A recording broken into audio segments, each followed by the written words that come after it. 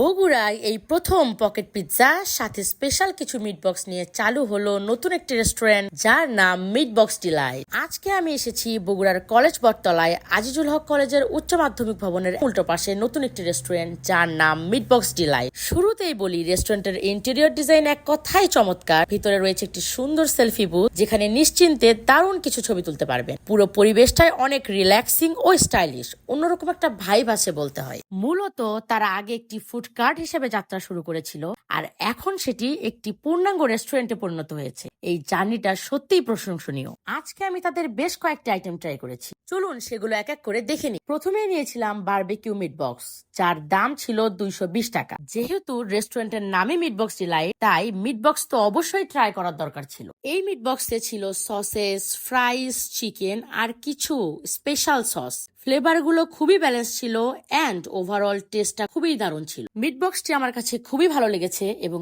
দাম হিসাবে quite reasonable. Overall সবকিছু মিলিয়ে খুবই ভালো ছিল। নেক্সট আমি নিয়েছিলাম বারবিকিউ ব্লাস্ট পকেট পিৎজা, যার দাম ছিল মাত্র 280 টাকা। পকেট পিৎজা এই প্রথম তারা বগুড়ায় নিয়ে এসেছে। দেখতে যেমন ইউনিক ছিল, খেতেও তেমনই অসাধারণ ছিল। সবচেয়ে ভালো লেগেছে ওদের স্পেশাল বারবিকিউ সস। ফ্লেভারটা এমন ভাবে ফুটে উঠেছে যে পিৎজার প্রতি কামড়েই মজা লেগেছে। এই আইটেমটা রিয়েলি ইমপ্রেসিভ ছিল। তারপর নিয়েছিলাম চিকেন চাউমিন, যার দাম ছিল 280 টাকা। চাউমিনটা দেখতে অনেক লোভনীয় ছিল। এর মধ্যে ছিল ক্যাপসিকাম, মাশরুম ও চিকেন, সব মিলিয়ে ভালো একটা কম্বিনেশন। তবে আমার কাছে এটা একটু ওভারকুকড লেগেছে, তবে স্বাদ ঠিকঠাক ছিল। আমার কাছে খুবই ভালো লেগেছে।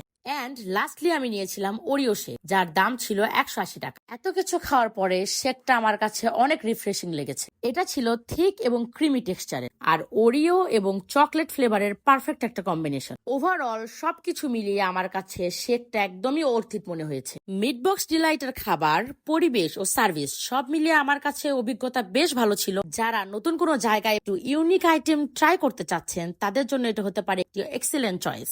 সো আজকের ভিডিও এই পর্যন্ত। সবাই ভালো থাকবেন, সুস্থ থাকবেন এবং আমাদের ভিডিও পেতে চাইলে লাইক দিয়ে পাশে থাকবেন। আল্লাহ হাফেজ।